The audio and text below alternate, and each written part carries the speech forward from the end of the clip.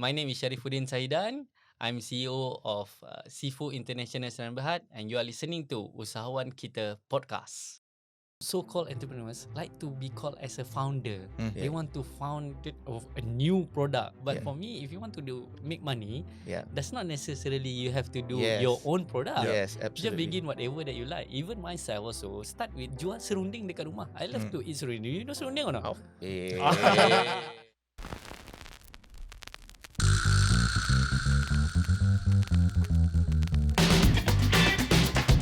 Assalamualaikum warahmatullahi wabarakatuh.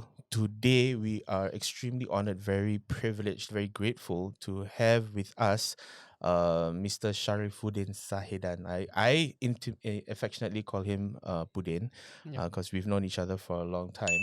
And it's been amazing seeing his journey as a business person, and then now also as a well-recognized content creator for some of the more controversial perspectives that he's had.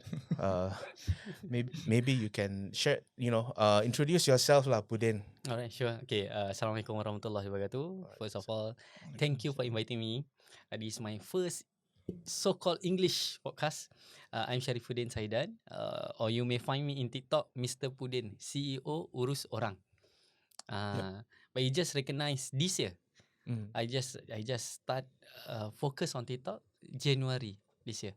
January this year. Yeah, and after 7 months and 6 days, it's reached 100,000. Alhamdulillah. Wow, 100,000 Yeah, man. followers in 7 months and 6 days. That's a feat. We can do it. Yeah. Awesome. And what do you talk about on your content? Okay, usually I have two kind of audience. One is majikan yang tersakiti, those business owner who have difficult in handling the business or handling their staff. That's one part of the story. Another one is staff yang tersakiti. Okay. Those staff yang having problem with their bosses, the leadership, the kebajikan punya issue, and those yang complain a lot but don't take any action, either to move out from the company but always complain about the company. That's the target. I see. Other than that, the controversial video lah. Okay. The food, something like that lah. We can talk about that. We can talk Yeah. about that. You've been in business for a long time, but I think it's not like you were. I think you had a couple of jobs before.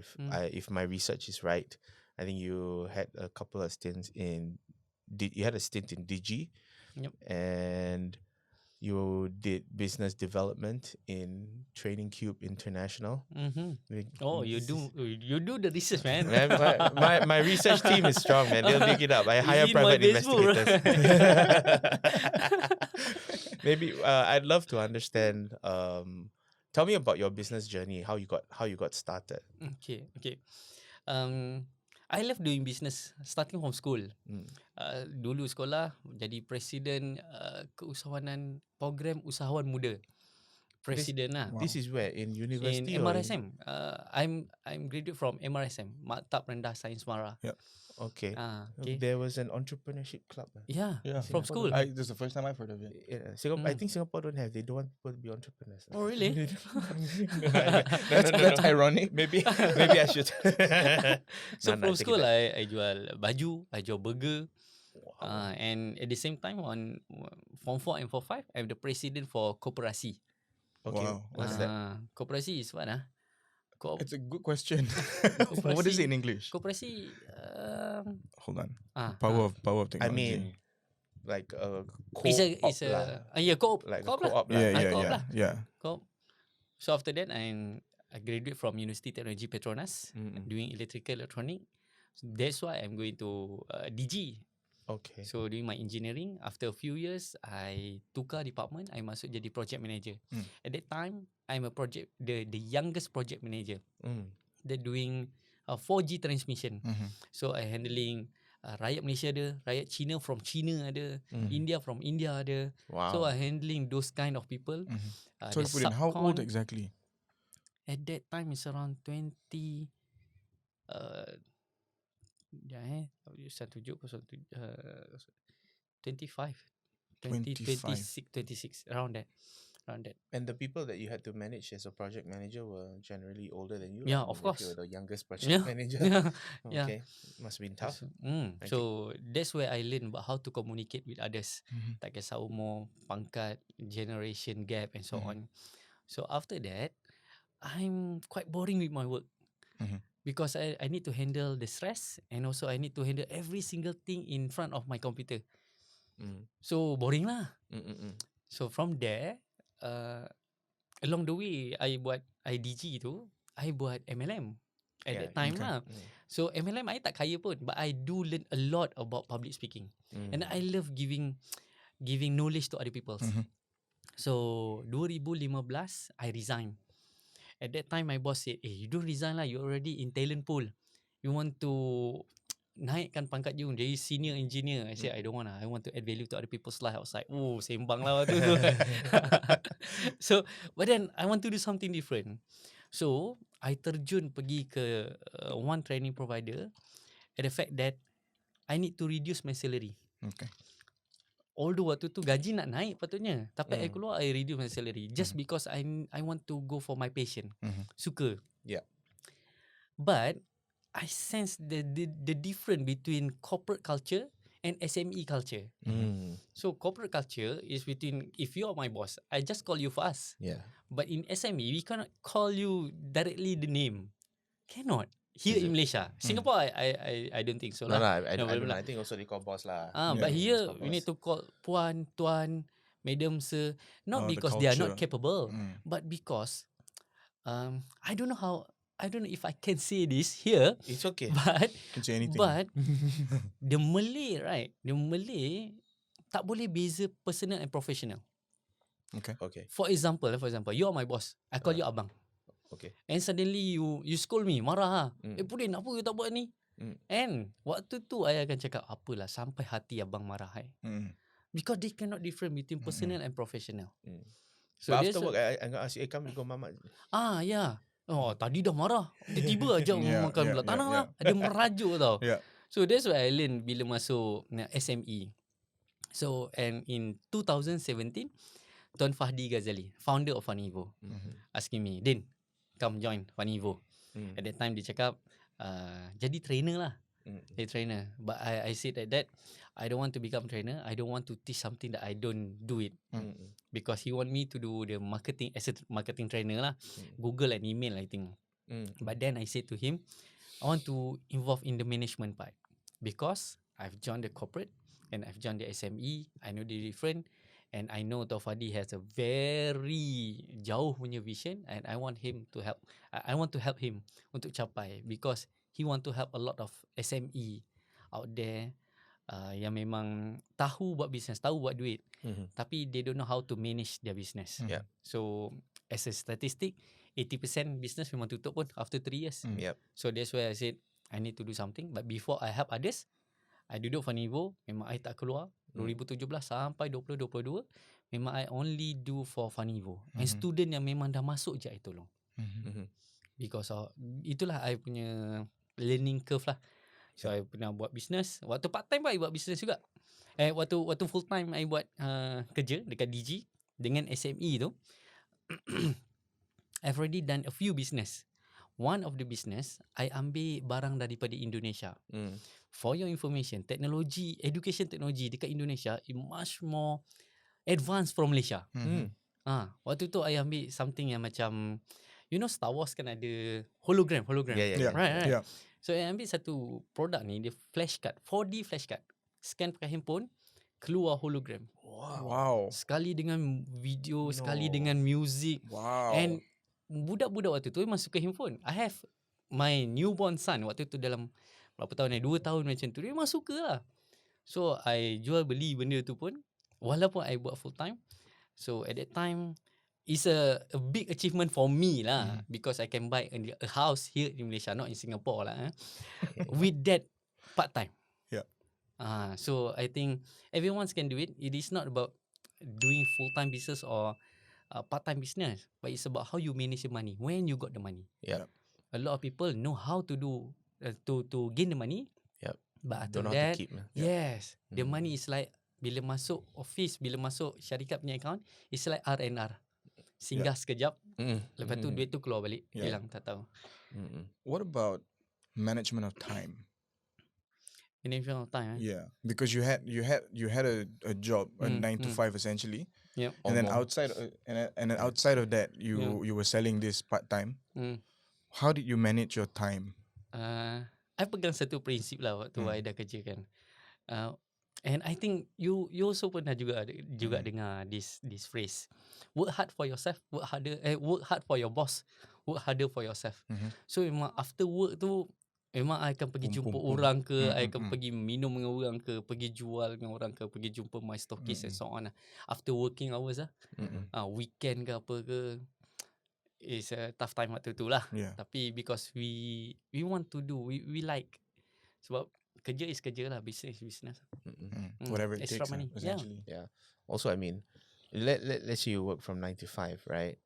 And then 9 to 5 is like your job time. It's your stable income time. Yeah. Not like 5 to 9 or 5 to 10. 5 to 10 is your building time. Agree. And also weekend. And also weekend. weekends, yeah. Like I think a lot of people. This is the funniest thing I've heard recently. I mean, I've heard it a few times before, but I heard it recently, right? Like people want to leave their job because they feel like they're working too hard, so they want to start a business. But what they don't realize is entrepreneurs are the stupid ones, or let's just say the crazy ones, because they leave their 9 to 5 so they can work 24 hours a day. Right? Because you work hardest in your job. And if you're not working harder in your business than you did if you don't work harder in your business than you do in your job, your business is probably not going to survive anyway. Agree. Yeah. But one of the things I wanted to touch on with that particular story is this. I think, I mean, for sure, we've already touched on the fact that I think most people have a 9 to 5, and if you really, really want to get out of it, there is time. You can find time, right? But more importantly, what Pudin built in itself to me is really it's a very simple business model. Go buy something for cheap, bring it in, and then go and sell it, or buy something for cheap in another market, and then bring it into a market where it has more value and just sell it. Yeah. It's simple. I'm not saying it's easy, but I'm saying it's simple. And the reason why I say that is because most people tend to want to complicate things. Overthink, want to complicate. I think most people think that it needs to be complicated for it to be successful. It needs to be complicated for it to make a lot of money. But the analogy I give to people all the time is this: if you want to build a business, building a business is very much like building a house. If you can't build a simple hut with like 4 sticks and a shelter, what makes you think you can build the Petronas Towers? Yeah. Right? You gotta learn how to build small, simple businesses first. And then either once you've done that, you can build many small, simple businesses, which is basically the rules to expanding is either you multiply or you magnify, right? So either you can just keep building many, many small huts if you're really, really good at it. Or then you can start trying to build a bigger house, like a 1-story house. And then when you get good at that, you can try to build a 2-story house and a bigger house. But I think a lot of people, when they come into business, they look at all these big businessmen, right? You talk about like your Donald Trumps or your multi-billionaires, your Elon Musks, your Mark Zuckerberg, and they want to build a big complicated business, but they don't realize that all of them, everybody starts from building a small business first and then grows it, learns all the complexities that's innate in building a bigger business. So that's really what I want to talk about. It doesn't have to be complicated. When you start a new business, it has to be simple. I just want to add up, right? Some Yeah. That's not necessarily you have to do your own product. Yes, absolutely. Just begin whatever that you like. Even myself also, start with jual serunding dekat rumah. I love to eat serunding. You know serunding or not? I don't know whether you have in Singapore or not. Serunding on roti. Yeah, serunding on bread, bro. Yeah, sahur buat sahur. That's a good sahur. Actually, I'm not sure if it's enough for me. Sometimes I do. I take like roti, sambal, and serunding. Or actually, serunding normally in Singapore we eat either with lontong, Also with delicious. Yeah. with nasi sambal goreng, then they put the serunding. Yeah, Also I start with delicious. that. Right. One of my business before I got the 4D flash card too. I start with surrounding, and I love somehow.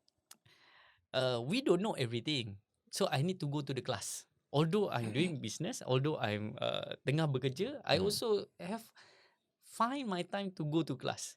Yeah. And then at the class, I do some networking, and suddenly one kakak call me and my wife, "Dek, nak tak bawa serunding ni pergi Mekah?" So eventually the serunding that I just sell to my friends, tiba-tiba boleh export sampai ke Mekah. So that's the beauty of just buat saja. Then suddenly the rezeki akan datang daripada silaturahim kita, daripada usaha kita. The rezeki will come. Yeah.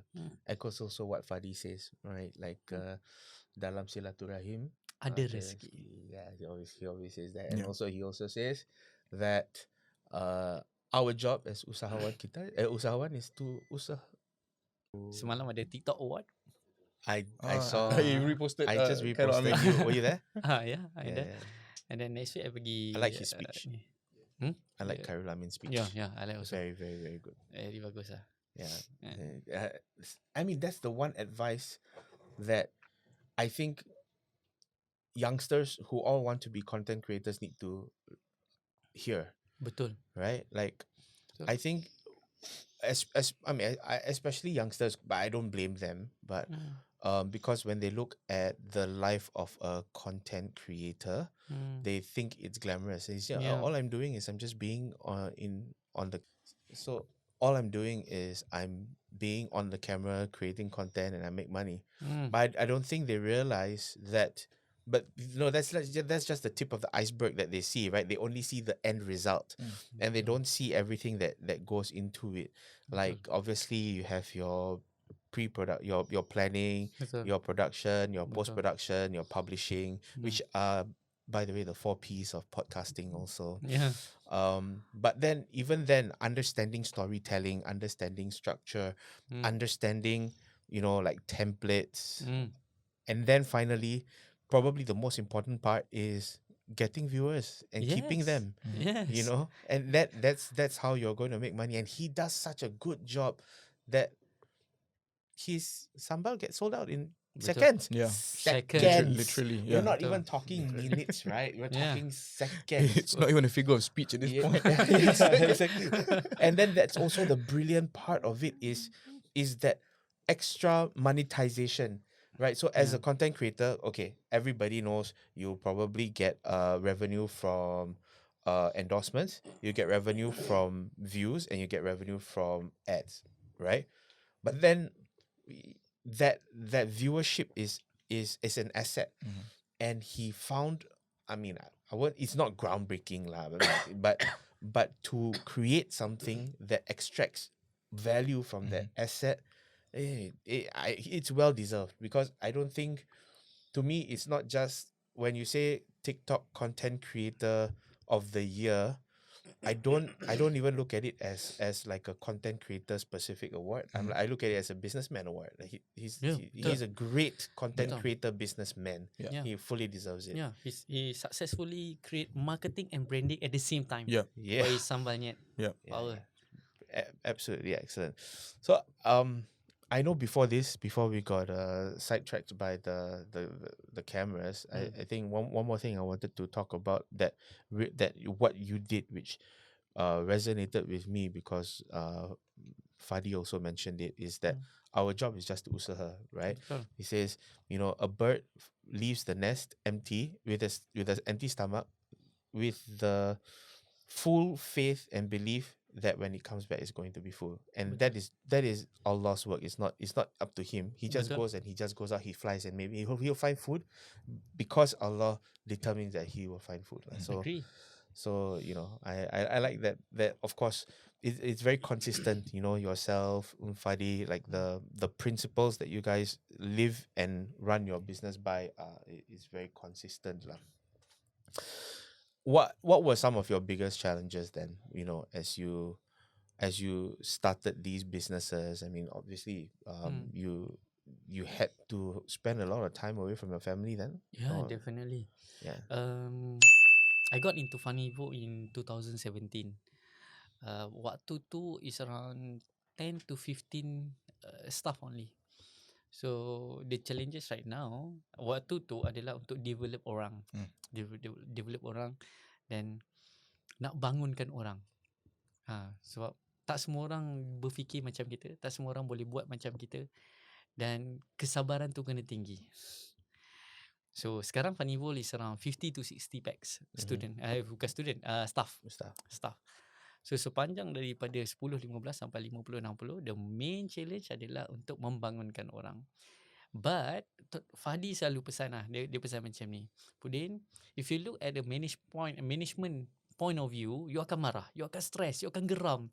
Cakap macam ni buat lain, macam ni buat lain. Itu baru staff, belum lagi student Funnyvo lagi lah. Dah suruh buat macam ni tak buat. Tapi you look at a cikgu point of view, as a guru, kan, dalam mendidik. Batu kalau setitik air takkan lekuk. Seminggu pun tak berlekuk lagi, sebulan pun tak, mungkin makan masa bertahun. Apatah lagi hati manusia. So bila that prinsip tu pegang, so meaning that kita suka untuk membantu orang. Although team. Kita bawa masuk dengan cara yang betul, kita develop diorang dengan cara yang betul, and then dia develop, dia jadi orang. So that's the biggest challenge, and for me it's a bigger success bila orang tu jadi orang. But I mean, we can talk about patience. I'm also very patient when I'm developing my team. But at what point do you say that this person has had enough chances to develop and has not changed? Selagi mana dia berada dalam syarikat, selagi itu dia jadi tanggungjawab. That's true, but in Singapore it's easy to fire. But not in Malaysia. Not in Malaysia lah. Jabatan because then they'll say, sampai hati abang pecat. Betul. It's not easy macam apa Donald Trump kan, fired you kan. Tapi kalau Malaysia ni kena bagi surat lah. But then Malaysia usahawan lagi lah. I jumpa ramai yang bermasalah, they still simpan. So if simpan, that one cannot. So in order for us to develop these people ni, kita memang bagi masa untuk dia develop. Tapi kalau dia tak makan saman, English what makan saman? They don't get their demerits. Tak makan saman. What's the Malay, the English word of makan saman? I guess the easiest way is if they just don't get it lah. Just don't get it lah kan. Just Then don't get it. we have to give warning letter 1, warning letter 2. Tak adalah biarkan. Kita tak boleh simpan orang yang bermasalah lah. Okay. You hire fast, but you fire not really fast, but in a correct way lah. It's okay. But for me it's different. For me, I'm very slow to hire. So I'm very, very slow to hire. Like before I allow them into my inner circle, into my team, right? There is a lot that they have to go through. But I'm also very fast to fire, meaning that if it becomes apparent that they are not aligned with our values, then I think they're gone lah. I agree on that. Kadang kita tak boleh simpan orang yang bermasalah lah. Tak sama value, kita just remove lah. Tapi in a correct way lah kalau Malaysia. Okay. In a correct way in Malaysia. In Singapore also there's the right way lah. But I have to admit that it's easier to let go of people in Singapore lah than it is in Malaysia. You guys, like, you all kena complain only, then that's it lah. Singapore there's no complaining. It's like I fire you lah. Like, you don't need to come to work lah tomorrow. Right? I mean, there are certain things you need to do, but but it is not anywhere near as difficult as here. So what was, I feel like I led you in that last question, so I wanted to really get your insight. So what was your biggest challenge? What was your lowest point in your entrepreneurship journey? For me, lowest point macam mana cakap lowest point? There's no lowest point kot, because every single thing tu dia rasa macam a new challenge yang kita dia every day is a new challenge, yang bila lowest point tu is a pembelajaran. I don't know how to say it, but it's not that yang nak riak or what, but Yelah, I pernah je waktu dulu-dulu awal buat bisnes, tak dapat duit, berhenti kereta tepi jalan, nangis. Pernah lah kan. Sampai tahap waktu I buat bisnes tu, sebelum I kerja, tahun 2010 kot. Waktu tu I buat bisnes kan, tak dapat jual satu, berhenti tepi jalan, nangis. Pada masa sama nak hidup, waktu tu I buat banci tau. You know banci? Banci pergi rumah ke rumah, tengok ada berapa orang. Census. Dengan kerajaan lah. Just for the sake of untuk hidup lah. Okay. Buat benda-benda yang macam tu, jual apa yang boleh jual apa semua. And then bila tu lah I masuk kerja, I belajar balik. Kadang orang nak buat bisnes ni dia rasa senang, bila buat baru tahulah kesusahan dia macam mana kan. And then kena sentiasa belajar lah daripada tu. Do I answer your question? You did. You kind of did. But okay, so let's take you back to the time when times were so tough. You stopped the car at the side of the road and you cried. Like, what was the situation? I mean, I'll be honest. I think that we have conditioned ourselves so well to have that positive stamina, right? To basically, to enable ourselves to look at the positive side of things, right? To have that positive perspective. And we've done it for so long that we forget how it felt like before we had it, right? But what was it really like when you were stopped at the side of the road and you're crying? What happened? And what was going through your mind when that happened? At that point, sedih bila mana kita hadap rejection. Right, sedih pasal waktu tu I baru habis belajar. So in a proper untuk buat business tu baru start. Waktu nak cari kerja apa semua tu, I decide untuk relax dulu, tak payah cari kerja dulu, buat business dulu. Kononnya nak prove something lah kan. Dan orang lain belajar engineering, pergi kerja sana sini, tak, I nak buat business. Bila buat business ni waktu tu, I learn in a hard way about rejection. Yelah waktu sekolah mana ada rejection sangat. Waktu universiti pun buat business biasa-biasa je, jual keripik lah apa semua tu, tak ada rejection sangat. Tapi bila dah kat luar, ada realitinya tu, bila jumpa orang ni tak nak, bila jumpa orang ni tak nak, bila kata nak bayar lepas tu tak bayar.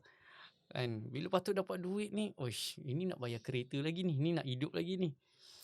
So bila berhenti tepi jalan tu, nangis tu satu hal lah, tapi I muhasabah balik diri.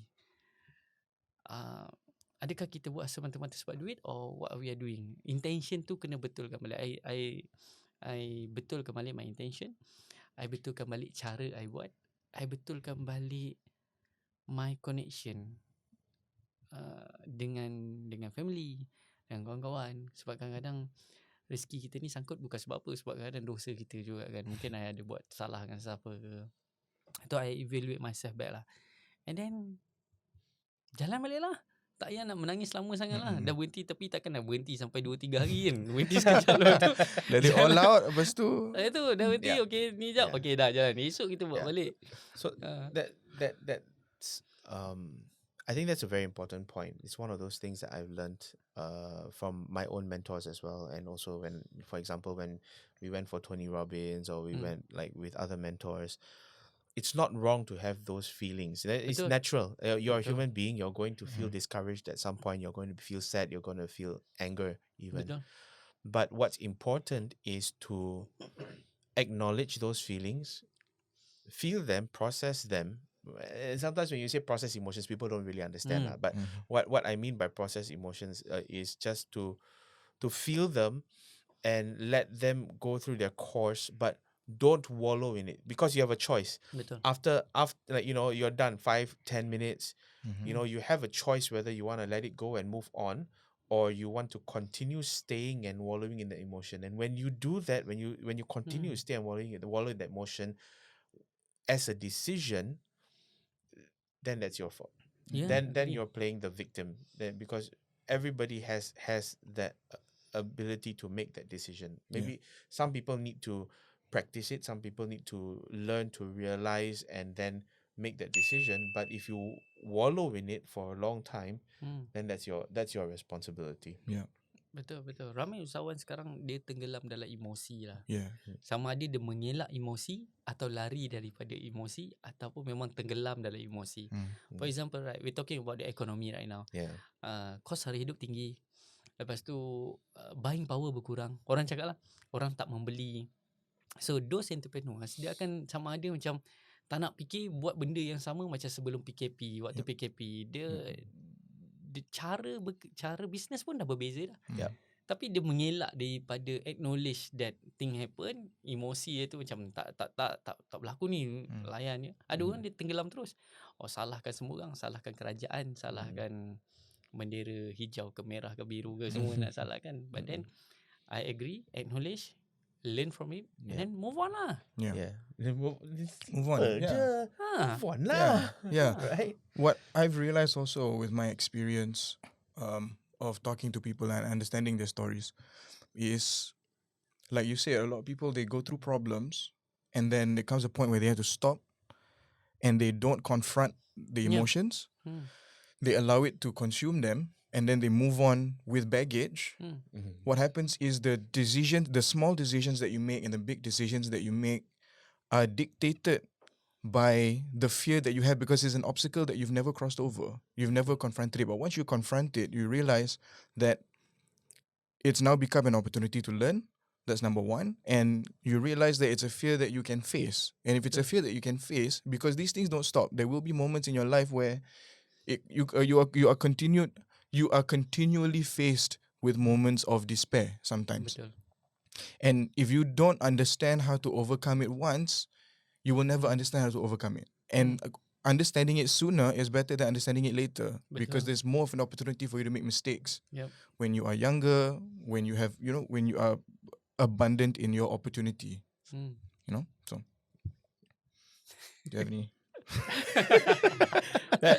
that felt raw, man. That was raw. Yeah, that was raw. That was raw. I've it's an experience that I felt myself. Yeah. Yeah. I used to be the kind of person that would keep it in, and I don't face it. Yeah, But those people who keep it, suddenly tiba-tiba anxiety. Lepas anxiety, depression. Lepas depression, sakit. Lepas tu burn out. So ke mana nak bawa business kalau dalam keadaan emosi sendiri pun tak lepaskan. And that's also a very important point that a lot of people may not fully recognize, is that business is a mathematical game. Business is mathematical. You need to see the numbers, right? Business is logical, and all of that. But most importantly, business is 100% about emotional management. Agree. Yeah, managing your own emotions, going through that journey as a businessman, all the rejections, all the supposed failures, and even managing your triumphs and not getting carried away by them, right? It's 100% about emotional management. The better you can manage your emotions, look at the numbers, look at the logic, look at the data, the market sentiment, what the market's telling you, the better a business person you can be. But it is all fundamentally supported by the emotional management of the entrepreneur. One thing that I remember that you were talking about, like right at the beginning of this, was that everybody wants to be a founder. They want to create something new. They want to create their own brand. They want to create their own product. And what you did was, instead of being a founder, so to speak, because being a founder, honestly, is completely emotional. If you look at the numbers, what is the economic benefit of being a founder? If you really look at the data, most of the people that are what we call first movers tend to lose money. Right? Everybody thinks Apple created the first digital music player. It was creative, but nobody knows it was creative. And creative spent a lot of money, research and development and marketing to let people know what it did. But Apple was the one that benefited, because when you're going through a jungle, right, it's the guy in the first guy that's going to get pricked by all the thorns and has to do all the hard work trying to break down all the undergrowth. And this is what I tell my team all the time. innovation has a cost. Innovation and creation has a big cost. Especially when you're a small business, the best way to build a business is to model what already works, what is already successful, and then apply it in a different context. Yep. I think modeling is one of the most powerful business strategies that there is, right? But everybody has, it could be an ego thing, right? They want to create something for themselves, they want to create something new, but they need to realize creating something new has an intrinsic cost in it. Even creating a podcast production company, right? The podcast production company started maybe 8 years ago, or at least the podcast production service.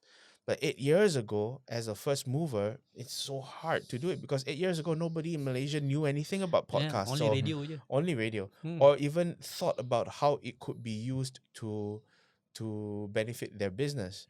And even then, even if somebody wanted to create a podcast, the audience was not ready. Betul. So I always want to break down this myth that there is really an advantage to being a first mover.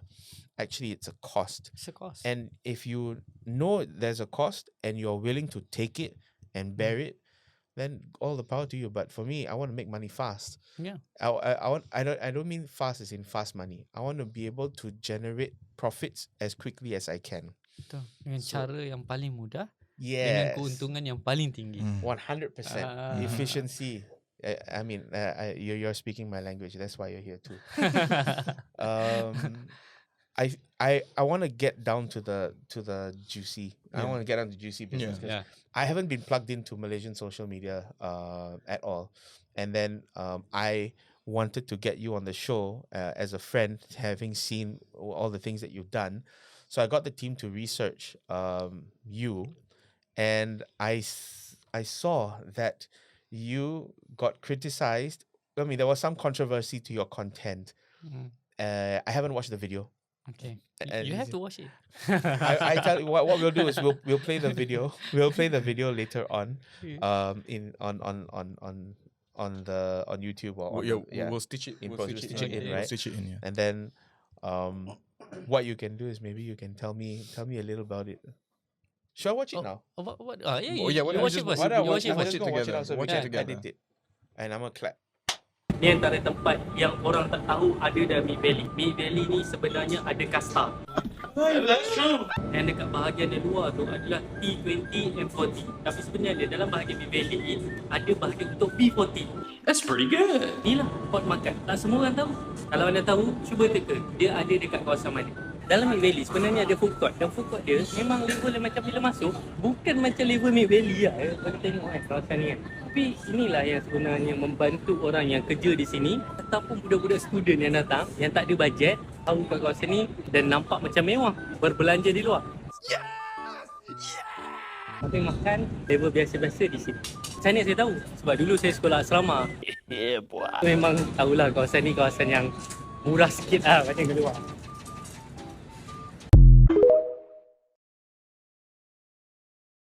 Nothing wrong. I'm just gonna clap in, right? Okay, have you watched the video? Now I have. Yeah. The magic, we the just magic watched of it together. You can ask me again, bro. Okay, have you watched have you watched the video? I have now watched the video, Yeah. just, Okay. and there's nothing wrong with it. Why? Yeah, there's nothing wrong. All he's saying is that, in fact, you're trying to do people a service here. You're like telling people, like, all the shops upstairs are really expensive, but there is an area where the other people can just come and eat. I mean, if you're just there, I don't understand what the problem is with that. Okay, maybe Is it because I'm No, I elitist don't or what? understand. No, I don't know. I'm not elitist. I'm just saying you're just trying to help people. What? Yeah, no, That's the I spirit of don't it. think there was anything wrong with it. Also, but we may come from a different, I don't know, programming, different ways of understanding things. I'm not sure. Then now this show is gonna go viral. Follow up. Headline, follow up. Mr. Pudin responds to criticism. Yeah, Okay. I don't see anything wrong because my wife eats there also. My wife works in South Point Tower, Oh, which is right okay. next to Mid Valley, right? Sometimes she goes down and she eats there, and it's Food is nice. Yeah. yeah. The chronology is that malam tu I dapat jemputan dari TikTok untuk tengok satu movie. So waktu tu nak buka puasa, I believe lah. So I buka puasa dekat luar dulu. I beli air je kot sebab dah tak sempat dah. And then we go to surau. Kat situ kan ada surau. Surau. Bila sampai surau tu, habis tu at that time I pergi dengan one of my team, Izu lah. Izu, I say Izu kita rakam satu video spontaneous macam tu je. And spontaneous saya kata. Then that video came out. So bila video tu, I rasa lah, this is my comment lah because Nurtizen ni dia sensitive with T20 and B40. They say that I'm segmentized. Right. So dia rasa macam I pergi situ takkan I B40 something like that lah. Maybe lah, just because of the words. Not because of the info that I gave. Right. Because of Semantics, the words. Yeah. I mean, it's not you that's dividing people into 40, 40, 20. Betul. Right? Like this is, I mean, the fact that everybody knows it means you didn't create it. I mean, obviously it's by the I just say government that propaganda. the place have cheaper price compared to others. That's all you're So saying. nak bagi orang senang faham, there's T20, there's a B40. Senang bagi orang faham. This is a prime example of information can be interpreted in so many ways. Betul. And it depends on your mindset, your state of mind at the time of consuming the information, what you focus on. Or your stance, lah, right? Yeah. Like, it's like, I suppose it could, some people could take it that maybe Pudin is looking down, Yeah. right? But I mean, he's clearly there. Yeah.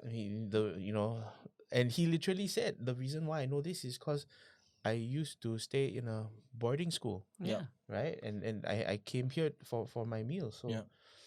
well, That's Malaysian. Yeah. I mean, the truth is anything you say can be construed in whatever way other people want it to construe lah. But I take it as a silver lining in a dark cloud, because even though their intentions were to hurt you, I think that it probably gave you a lot more coverage than you wanted. So what was it like in the comments when that came out? Were people mostly supporting you, or were people mostly kecaming you? Campur. That's Campur. good. Ada yang kata macam, oh tak tahu. Ada yang kata macam, ini pun nak bagi tahu ke? Bukan semua orang tahu ke? Ada yang kata, alah bagi tahu yang tempat lain lah. Apa bagi tahu sini? Macam That sounds, to me, that sounds more like it's not that they're unhappy with what's in the information. It's that they're unhappy with the person giving the information. That's what it sounds like to me. Okay. Well, you go and I mean, I would love to know other dungeons that it's gonna sound so bad for me. So I'm gonna rephrase that. No. That has to go out in post. What I'm about to say after you say it might also be controversial. yeah. So, It's so not a we have dungeon, skin in okay? the game Yeah, now. It's not a dungeon. I take that back. You say he's gonna get bleeped out and say food courts. Right? Bukan. No, It's a better okay, word. wait. First of all, right, there is also something very similar, even in Changi Airport also, right? Everybody looks at Changi Airport as this like glittery place where you've got like Starbucks and Burger King and Pudin, and I mean all these restaurants, right? But there's also a staff canteen, which is essentially what that is. It's what you call a staff canteen. Sometimes I also like to go there because they got chicken rice, or even got like soya bean drink or whatever. Rakyat Marhain punya makanan. That one I got to translate for me. Rakyat Marhain is Rakyat what? Marhain. Ordinary people lah. Yeah. Ordinary people. Yeah, okay. The Anyway, average Joe. average Joe. Yeah. Anyway, don't kecam me because I don't know whether the chicken rice there halal. I only just know there's a chicken rice shop that I haven't eaten there. Okay, and that was a long time ago. That was quite a while ago. I haven't been there in a while. Okay, what did you want to say that? No, I feel like it's not worth saying anymore. I mean, can edit in post. Bro. Okay, sure. No, watching the video and listening to the things that people have said because of the information that was presented, it sounds a lot like people are, and this is prevalent in Malaysia, that people are unhappy with, I'm going to use the term that was not coined by any of us, but there are people within the B40 community that are unhappy with the privilege that the T20 has. And it creates a perception of what those people are and it paints them with a single brush. Yes. I mean, some there can be some resentment, of course. I feel like I read this in a book, where people, Rich Dad Poor Dad, for example, right? You talk about, if you want to be like somebody, or like, say, let's just say the T20, whatever, right? Mm. If you want to be like them, you cannot vilify them and say, oh, like all rich people are condescending, so to speak, or all rich people got their money through evil means, or whatever. Because if those are things that you hate, how can you aspire to be what you hate?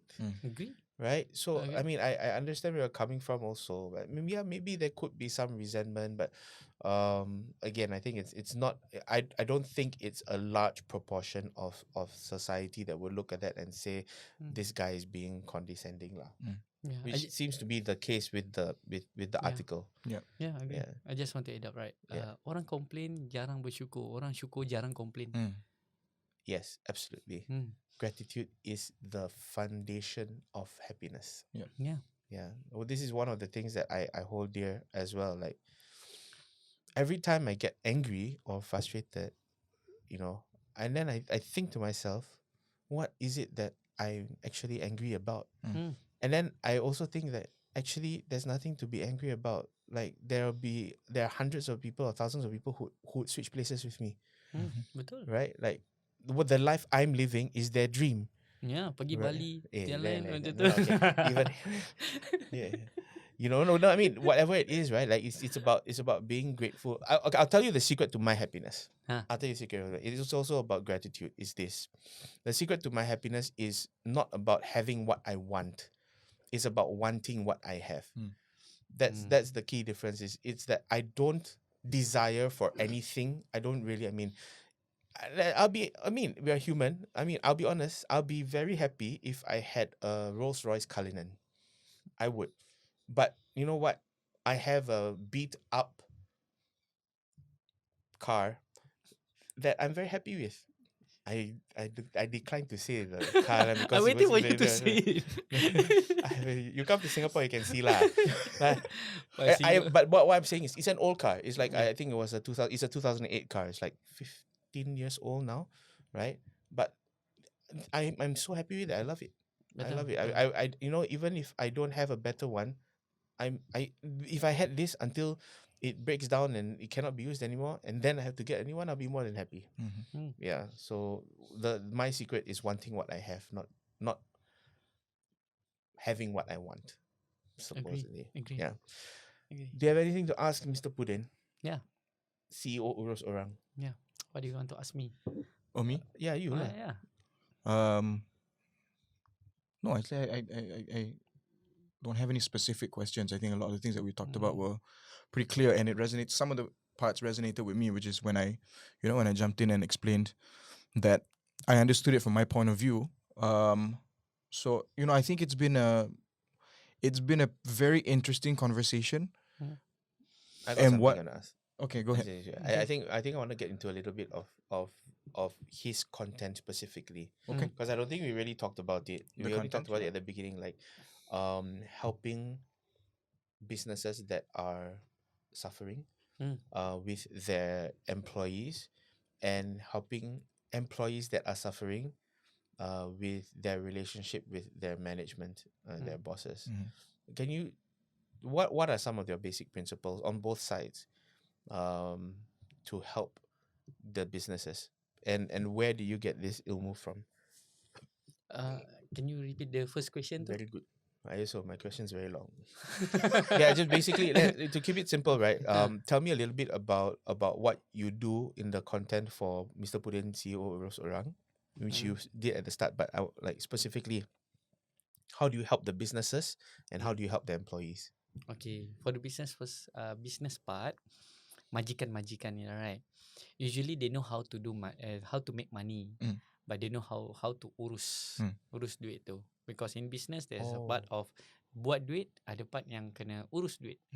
So bila part buat duit ni, there's a lot of class yang ada dekat luar sana, how to make money and so on. Yes. Marketing, sales and so on. But I take it point of view yang you can make money alone, but if you want to make it bigger, you need to have a team. Yes. You need to manage them. You need to take care of them. Yep. It's not you are the one who do the business, do the work. You have to take care of people who do the work. Yep. So the things that I help them is most of it is leadership, and also how to do a business in a structured way. Because most of the business owner SME ni dia bermula daripada rumah, bermula dengan suka-suka, then suddenly jadi besar 30 berapa puluh ribu, ratus ribu ke atas. So they don't know the next step. So that's where I come in. So one of my student, right, I just went there last week. Doktor veterina, Dr. Siti nama dia.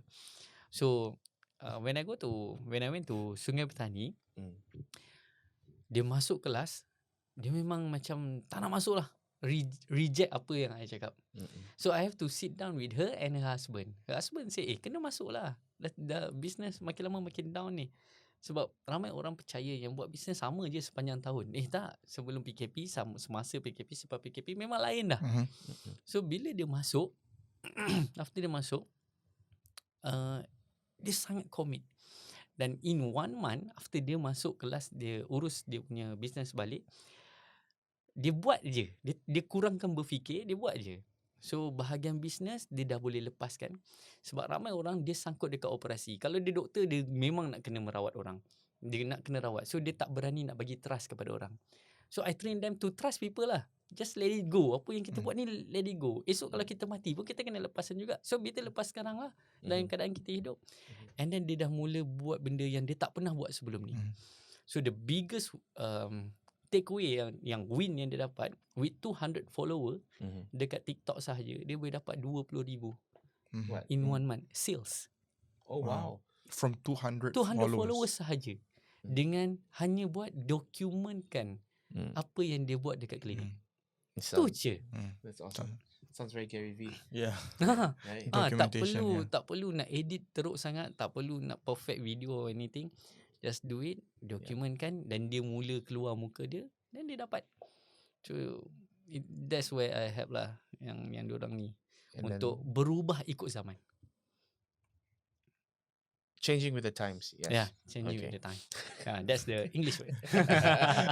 I could hear you processing. Buffering. And then how do you help the employees? The employees, right, most of them is just a mindset problem. Okay. Macam some of it have problem with their majikan lah. Tak jaga kebajikan, tak bayar overtime, sangkut tak grow, tapi they stuck there. So they are afraid to do something different. They are afraid to resign. They are afraid of macam tak ada dunia lain kalau mereka berhenti. So that's why I come in yang kalau tak suka, you're not a tree. Right, you can move. You can move. I said it all the time. So geraklah keluar, tapi you have to add up value for yourself, for others untuk recognize you. Because in Malaysia, there's more than 1 million unemployed. More than 1 million. Yang report lebih kurang dalam 800,000, something like that. So there's a lot of out there person yang unemployed. Dan tapi pada masa sama, the SME yang I jumpa ni, most of them said masalah staff. So there's a loophole between pekerja yang unemployed dengan majikan kata tak ada staff. Sedangkan ada banyak staff kat luar. So kenapa loophole ni boleh jadi? Because the value of this unemployed doesn't meet with the requirement of this employer. Tak kena. So kalau you nak ada career yang bagus, you tambah nilai lah diri you. And belajar soft skill, bukan sahaja belajar pasal kerja technical, tapi belajar communication. Isu communication je biasanya. Suka pendam belakang, suka cakap belakang, suka pendam daripada bos, suka membawang. What's the Singapore word for membawang? Gossip. Oh, gossip. Then it can be solved. We just communicate with your boss and managers lah. So that's where I help them lah. Awesome. Other than that, I just want to fill up macam kalau I pergi tempat makan sedap, I review. Macam pergi mana-mana yang best, I just give So them it's ni not lah. just like straight up technical or like business content. Yeah, You got yeah, like yeah. some little review of like food places. Yeah. Like, just share with you some, Betul. don't be jealous. I just want to share. Ya, ya. Yeah. Hari Ahad kot, I post satu video dekat Jitra Kedah. Mhm. 500,000 view. Just because of roti canai. Hey bro, roti canai. You can watch it. I'll go watch it, but I don't see myself going to Kedah in the near future yet. But I tell you, the other day we went to Malacca for Ibu's program, and these two boys were in the course. Yeah, currently. And then these two boys went to roti Makan canai lah. Kayu Arang. Sarang bro. We were in the class sending pictures of each Oh, other yeah, in the yeah. group. We are in the batch class. one. We are in batch one, right? Yeah, that's right. That's one, bro. Sedap, bro. Okay, man. Do you have any questions for me? Question for you guys, Okay.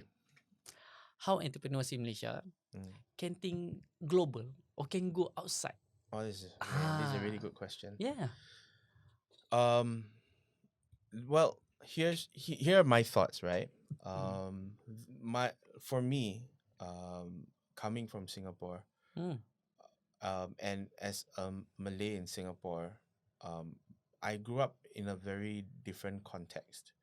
So I grew up in a place where, and in my schools also, there were very, very few Malays, and I didn't really see color. I didn't really see race. I said everybody's just the same. So when I started my own businesses, I didn't start them for the Malay Muslim community. It was for everybody inside Singapore and outside of Singapore. But when the point where my own business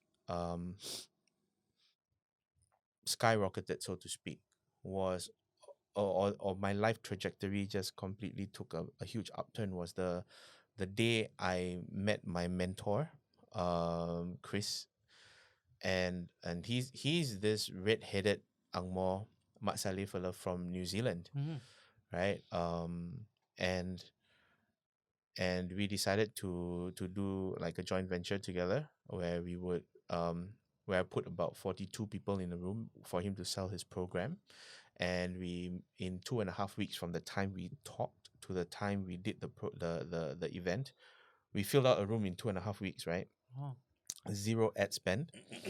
We made $46,000 in 2.5 weeks together. And then he, on that same night when we were having dinner, he said to me, this is what he said to me, right? You guys, me and my partners back then, right? It's like, you guys are really talented. You guys are really smart. You guys should be making easily $1 million a year. And then I said, yeah, absolutely. I agree with you. We are really smart. We are really talented, but we're not making $1 million a year. And which I believe we should. So I said, well, there's no problem, man. I've built 7 multi-million-dollar online companies, and I can show you the exact steps to do it. It's only going to cost you $60,000. What do you think I said? I didn't have $60,000 in the bank. What do you think I said? PK dulu. No, I didn't say I'll think about it. I said, sure, absolutely. Awesome. But I'm not going to pay you $60,000 up front. Of course, I negotiated. I said, I'll pay you $5,000 a month for 12 months. Yeah. Then he said, okay, no problem. I mean, think about it, right? I made $46,000 in 2.5 weeks. Let's say we split that $23,000, right?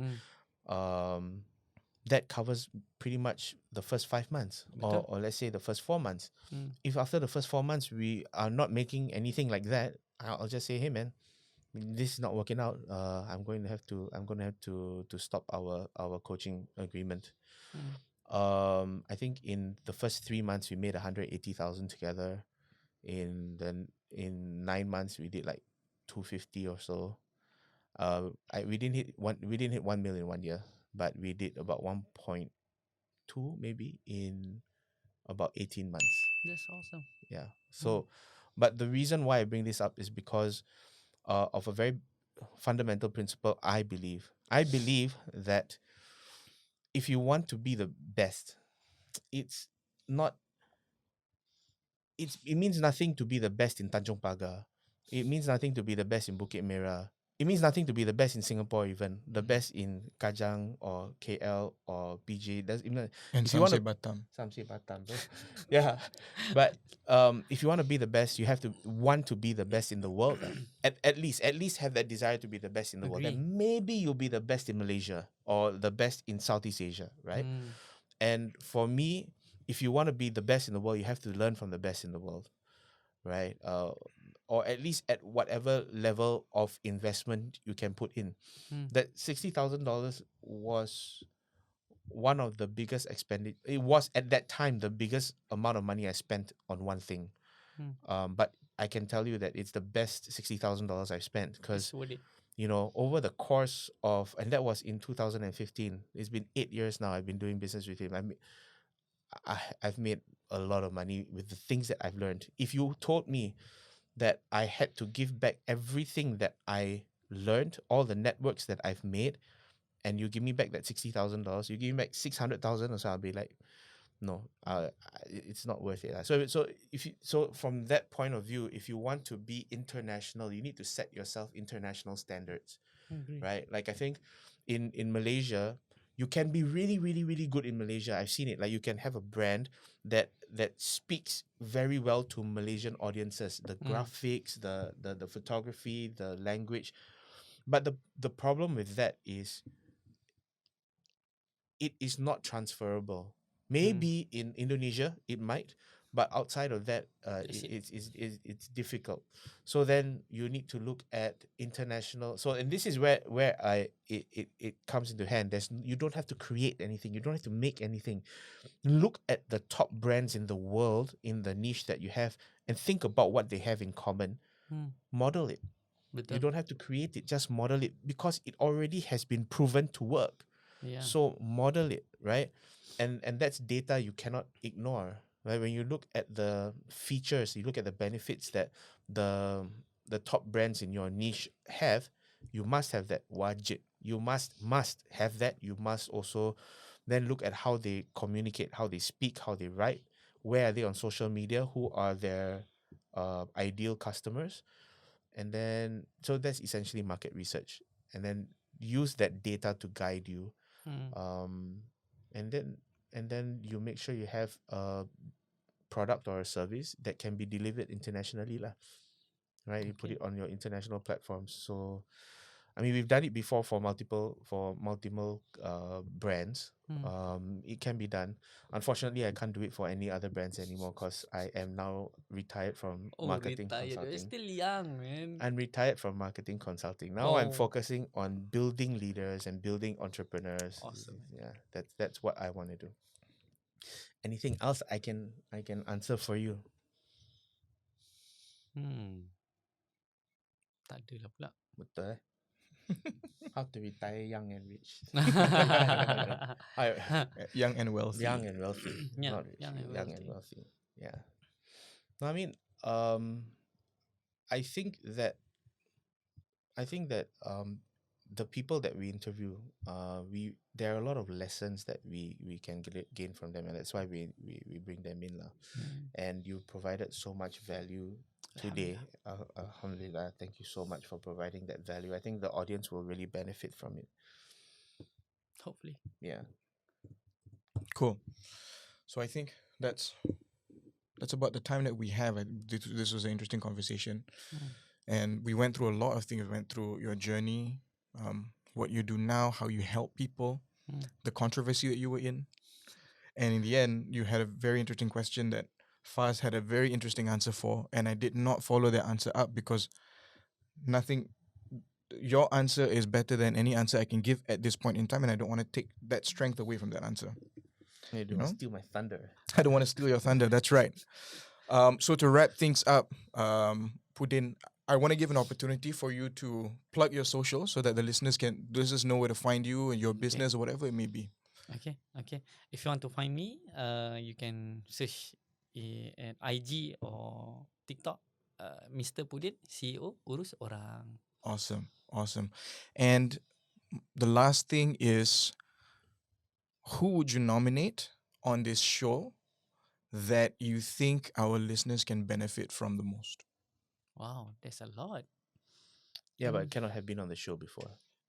So What our was that? good friend cannot be on the Cannot be on the show before, yeah, of like, so course. you know, if it's The nomination Tuan Fadi must be cannot from my circle or somebody that it's- Let's do both. Yeah. Let's we- do yeah, we both. can do Somebody both. that you can Yeah. personally refer, Yeah. and somebody like who's a dream person that we could potentially do you a favor and, like, you know, hey man, see Mr. Pudin CEO Orang said that you would be a great guest on our show. Would you like to come on? Okay, no problem. We can do that too. Let me think for a while.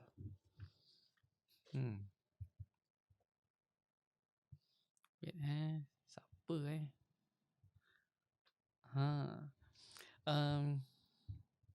Okay.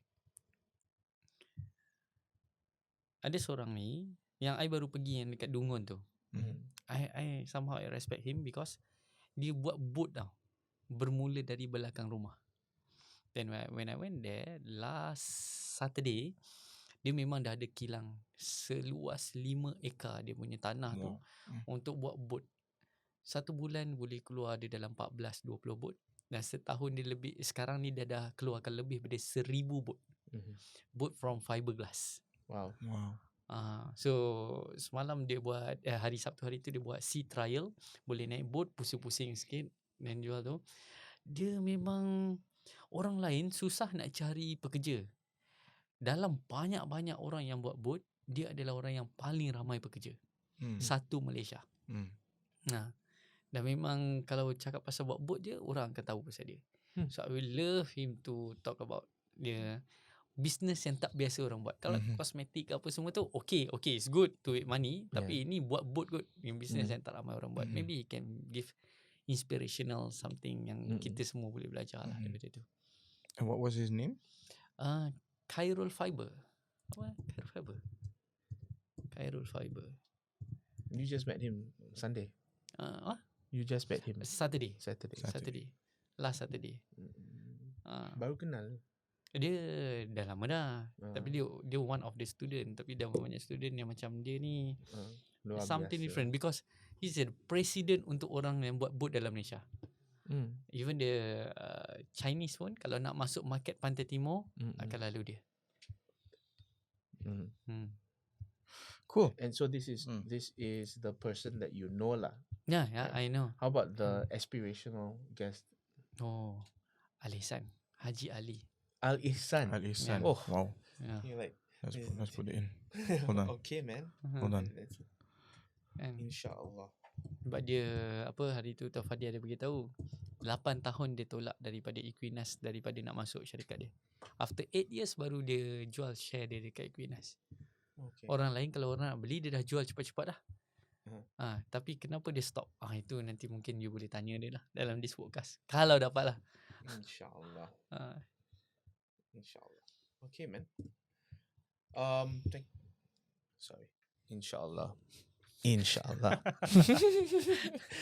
Okay, man.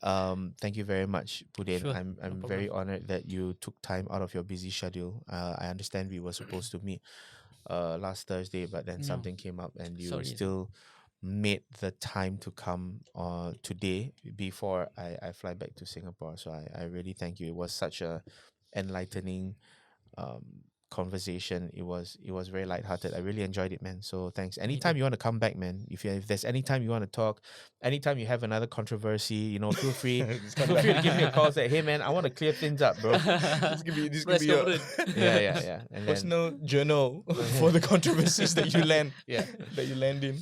all right, man. Other than that, nothing much. That's Assalamualaikum warahmatullahi wabarakatuh. Thank you very much for tuning in.